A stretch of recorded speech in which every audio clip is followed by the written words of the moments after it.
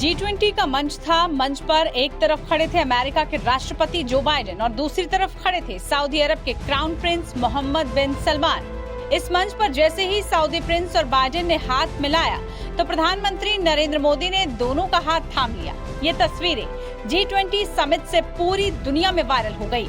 तीनों नेताओं की एक साथ हाथ थामे ये तस्वीर कूटनीतिक गलियारों में चर्चा का विषय बनी हुई है, जिसके कई मायने निकाले जा रहे हैं।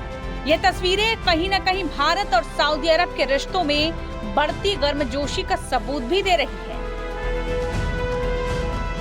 सऊदी अरब और भारत की करीबी G20 समिट तक ही सीमित नहीं रही। G20 समिट के बाद सऊदी अरब के क्राउन प्रिंस मोहम्मद बिन सलमान भारत के स्टेट विजिट आए तो यहाँ भी भारत और सऊदी अरब की नजदीकियां सुर्खियां बनी।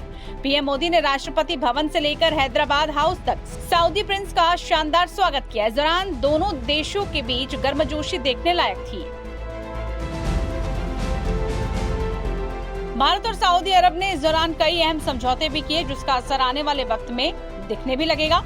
निश्चित तौर पर इसे भारत और सऊदी अरब के रिश्तों के नए अध्याय के तौर पर भी देखा जा रहा है।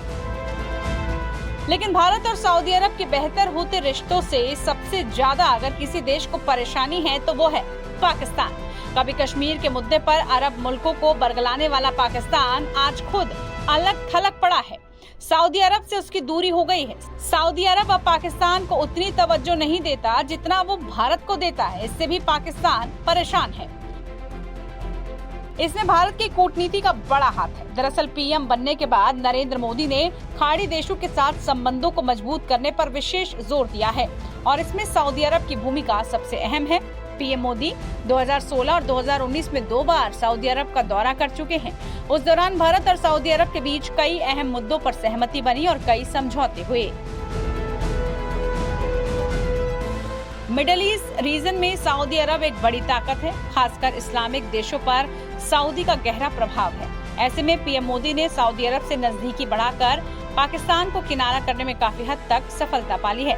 2019 में भारत यात्रा के बाद सऊदी क्राउन प्रिंस का ये दूसरा दौरा है। ऐसे में जानकार मान रहे हैं कि इस दौरे के बाद वैश्विक स्तर पर कई समीकरण बदलने वाले हैं। ऐसे में इसका सबसे ज्यादा नुकसान पाकिस्तान को होने वाला है, जो इससे काफी बेचैन भी है। टाइम्स नाउ भारत डिजिटल की रिपोर्ट।